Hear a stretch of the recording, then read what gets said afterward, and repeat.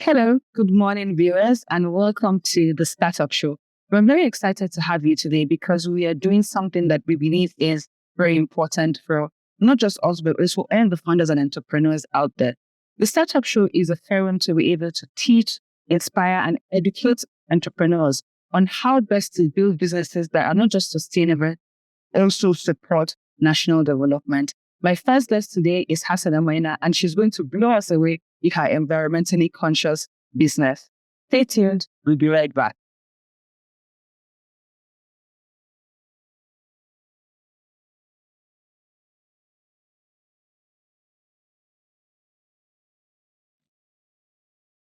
We are a nation blessed with people of diverse cultures, religions, languages, and opinions. It is ironic that we are now being ripped apart by our greatest strength, our diversity. We have allowed intolerance, insensitivity, bigotry, and nepotism to blind our vision of the greatness we can achieve working together as one. We may not have the same culture, nor religion, nor language, but we all belong to the same nation by the divine will of God. We did not choose to be Nigerians. Nigeria chose us. This nation is our divine heritage. And if we open our eyes, we would realize that what divides us. Thank you for joining us again, and welcome to this exciting conversation. My name is Faruda Yahya, and I'm going to be your host every Friday at 9 a.m. The Startup Show Season 3 is actually powered by the Nigerian Youth Futures Fund. Hi, Hassana. Hi, Faruda.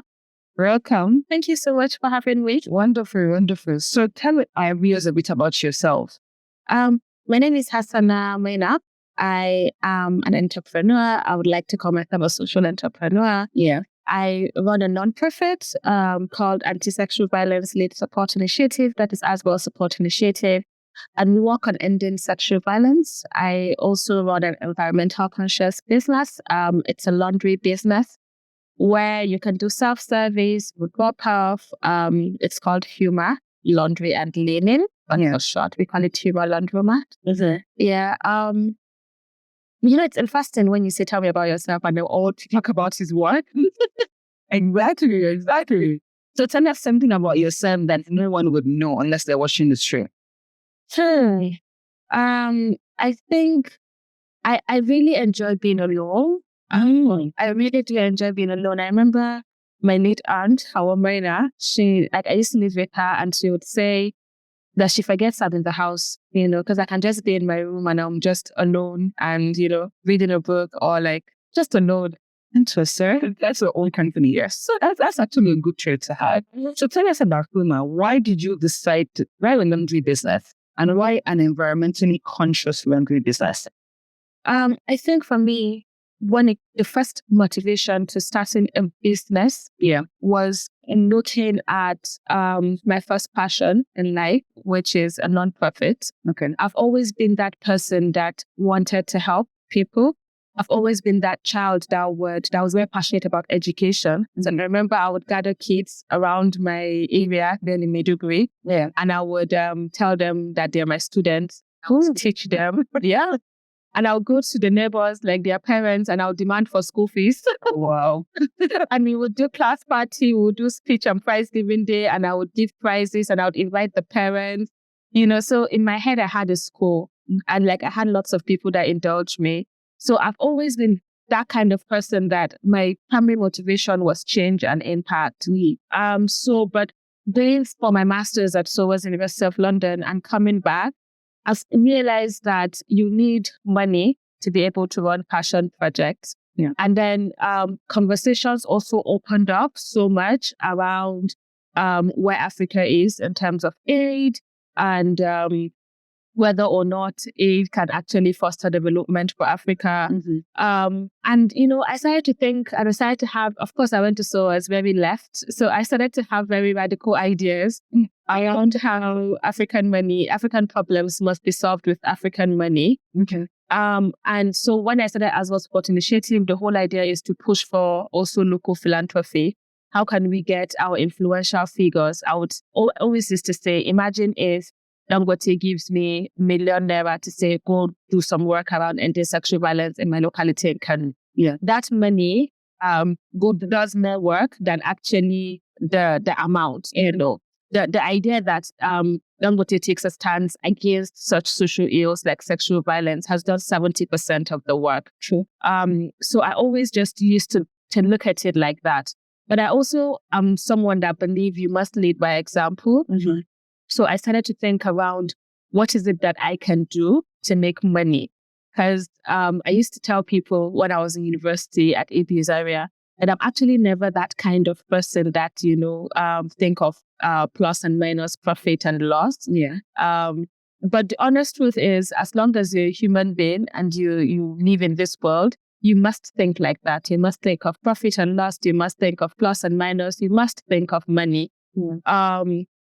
So the idea came for me was, how can I build a business and grow a business and let the business also be able to contribute to the social work that I do. So even if it's a project, how can this business grow to the extent that it can contribute to doing certain projects? Because there's some projects that we're very passionate about, at As Well Support Initiative that we don't even have funders for. Mm-hmm. So how can we also do our own?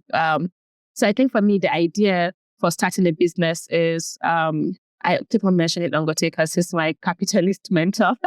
Is to be at Dangote, but to build it side by side. So the Dangote, the brand, and Dangote Foundation. So the humanitarian and the capitalist. How can you build it side by side? Mm-hmm. So I started to think around, what business is it that I wanted to do? And as a self-proclaimed very lazy girl, yeah.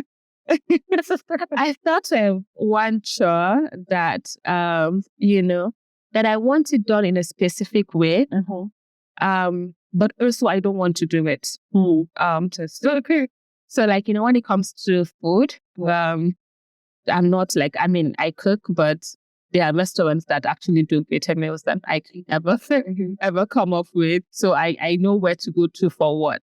But when it comes to my clothes, it's I want it done in a specific way. So I thought, imagine starting a business that would answer to that need. Yeah. And train staff, really put in the energy to training staff to actually doing what, asking customers, what is it that you want? How do you want your clothes done? Mm-hmm. What is it and then being able to answer to those needs that, the customers present. So, yeah. That was part of, what pushed me to say, okay, fine, I really would want to start a laundry business. So it's really interesting that you say that, because I find that a lot of people start businesses like that. They see a need or they see a problem. Most of the time, they can identify with that problem. And they say, okay, instead of this problem just being my problem, let me find a solution for it and actually make money from it, which is an amazing way to be able to, support people around you and also the community and still make some money off of it. But you mentioned something very interesting when you were doing your introduction, which is the balance between having a foundation and having a for-profit, right? And that's a conversation I really want us to have today. How do you balance social impact and being a for-profit in Homa? So I think for me in my life, everything is about impact. Yeah. So even with humor, I think around the SDGs. I think there's this funny quote on Instagram and it says, if you want to fall in love, ask yourself, how does this contribute to the SDG? And I'm just saying this to say that whatever it is that I do, I ask myself, how does this contribute to sustainable development for everyone? Mm-hmm.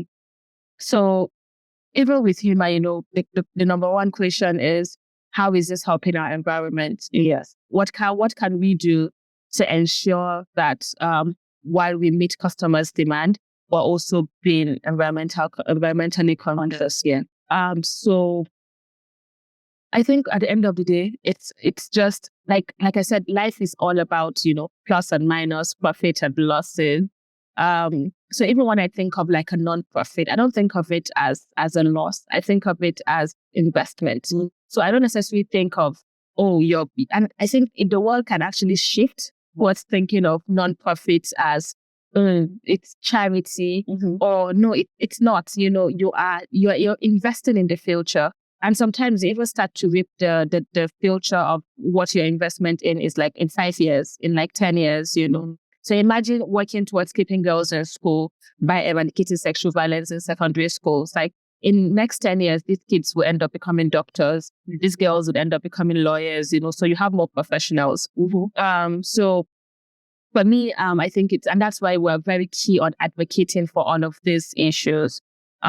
So yes, there's a difference, but when you think around impact, you think about how everything you do should actually foster impact. Interesting. I think the other thing I wanted to mention quickly before we talk about the challenges, because I know everybody's, excited to hear the challenges that you faced, setting up and having it to keep running and being profitable.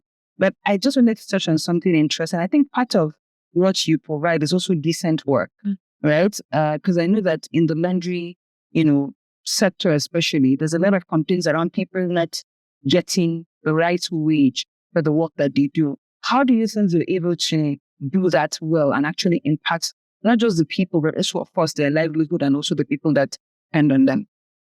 So I think the honest truth is I think sometimes the Nigerian businesses have a problem with payments. And that's because sometimes as business owners, you think of like paying people like you're doing them a favor. So you don't necessarily see it as an exchange. And I say this because there are certain times that like some of the staff, I would pay them salaries and then they'll send me thank you. And yeah. And so I think after the first month, I'm like, no, don't do that, But just to say that when I think of machines in my company, and I think of like the irons, how they need servicing, then you also need to service people. And how you service people is by creating an intentional work culture. Yeah. So for instance, sometimes people will see maybe on my Instagram that me and my staff have gone out to eat, like, at the laundry, we go to like a decent restaurant and we would sit down and we would eat and we would talk.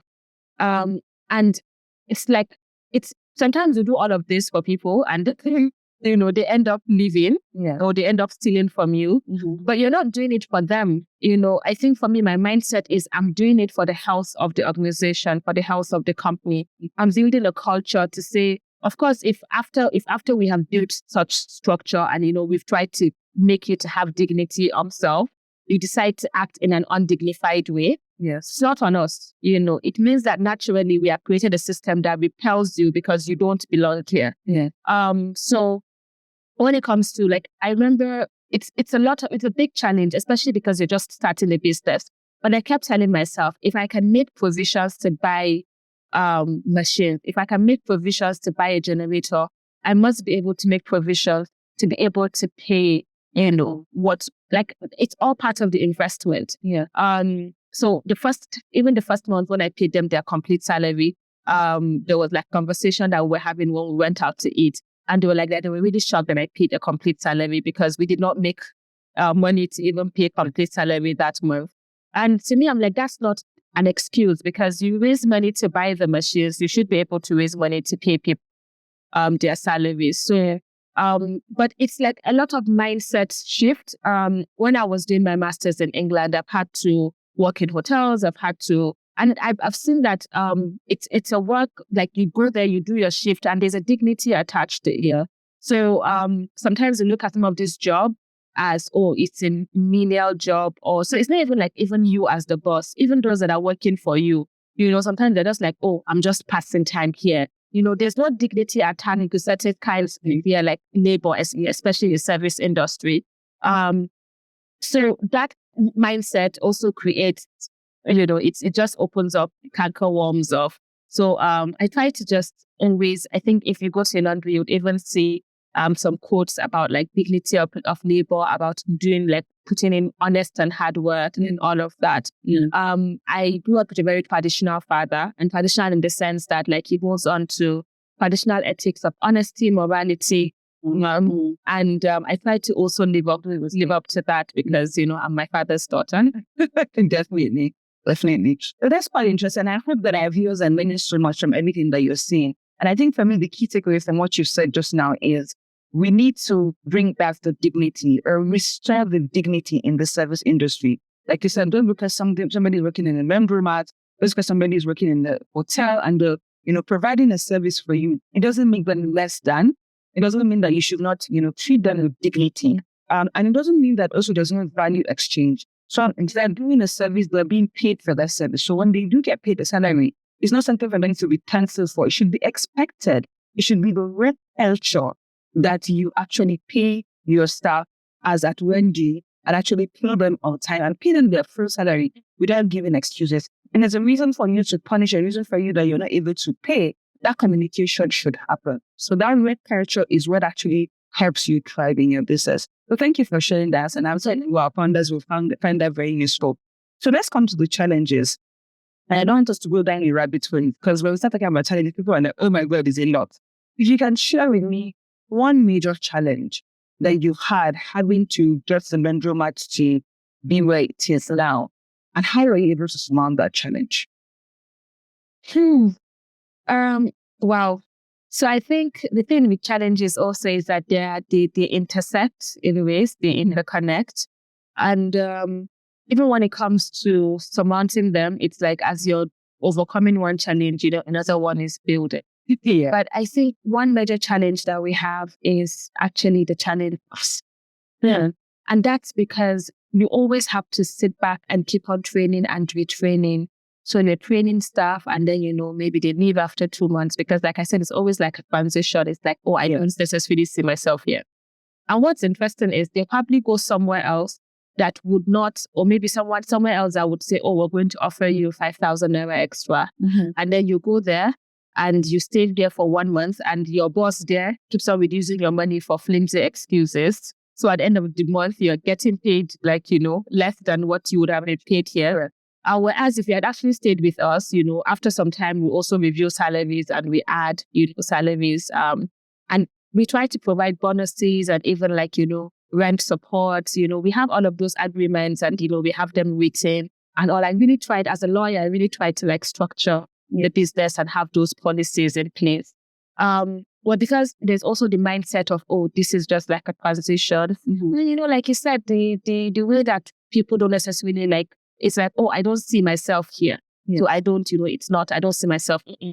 But the truth is you're paying competitive salary with even the government because some government agencies don't even pay their staff, as we do. I know that there are some government agencies that are struggling to pay the minimum wage that has been prescribed by the government. But the moment the president declared the minimum wage, we paid even more than the minimum wage, for to our staff. Yeah. So it's like, but then there's this I think also it's around the idea that, I really should not be here, or this is not, I'm just, there's better somewhere. And back to also the conversation around staff. Sometimes I wonder how much benefit Nigeria would have if we have a vocational school where people are able to get certificates, able to be able to move in certain industries. Yeah. In the UK, for instance, even for you to plait hair, you have to do some kind of training. Yes. And the thing about those kinds of training also is that it gives you a bit of, swag. You feel like, yes, I am a certified blah, blah, blah. So Yes. It would restore the dignity in these kinds of labor, one. And secondly, it would mean that people would there'll be a more formal structure to things, So that way, if I want to get people to work, I can go to a particular vocational school and get them. So sometimes I really think if we can, invest in training, the right skills and getting a school that would do that, I think that would really help the industry because it's not just the laundry industry. I'm talking about the hospitality industry. And it's a business that seems to be working because we have hotels opening after every 2 business days. Yeah. You have restaurants opening after every 2 business days. The agents that we normally use to get jobs, they seem to be profitable because, people are often always looking. So what would we benefit by actually having these people go through some kind of certification and some kinds of training? Interesting. And I love that you are, ending on that note because that will lead me to my final question this morning. Then I think one of the things that I find really, really interesting, like you said, is that the hospitality industry is booming, right? Especially in Abuja, it continues to grow as a tourist destination. And more people, I mean, we're going now into the summer. A lot of people are coming back home. So yes, there is a need for us to be able to streamline and do it better. I know that we do have the National Board for Technical Education, where, like you said, vocational skills are being, people are being trained on vocational skills and you can actually get certified for it. However, I think one of the things that we seem to have a problem with is that a lot of people just say, well, I learned from my grandmother, I learned from my sister, I know how to do it. People are not actually very open to actually going to get it. But those things are actually available even in the Nigerian system. So we just need to be able to really push people to do it more and make sure that, okay, if somebody has the certificate and they're working for you, they get even more salary because they have the certificate. And that will encourage people to be able to grow. So let's close on this, Hassana. If there was one thing that you would want, policy makers to look at when it comes to corporate social responsibility and making sure that more stakeholders support the startup ecosystem, where would that be? I know that what I'm going to say is extremely controversial because the tax bill has been getting a lot of hate. Yeah. But as a business owner, the most frustrating thing is any vagabond showing up at your business. Mm-hmm. And I say this with no apology, saying that they're a member of one agency, one something, and they're asking you for money. And in fact, within an agency, 5 people can come from different departments and asking for money for different things. It's ridiculous. Yeah. It is ridiculous. Businesses in Nigeria might not be very structured. It might not be, but we must be able to structure, what comes out of it. We can no longer keep on running. Sometimes you even come and you say you want to get money from business. There's like a lack of even empathy as you, as a government employee, you're showing to me as a business owner. This country cannot go anywhere if we don't have support from the private sector and the government. Yeah. And then we can't be having this cat and dog relationship. Mm-hmm. So you're the government, if you're coming, you must ensure that you're providing an enabling environment. I don't know when you come and you're asking for taxes or whatever. You should be able to, what is it? How much are you making? All of these issues.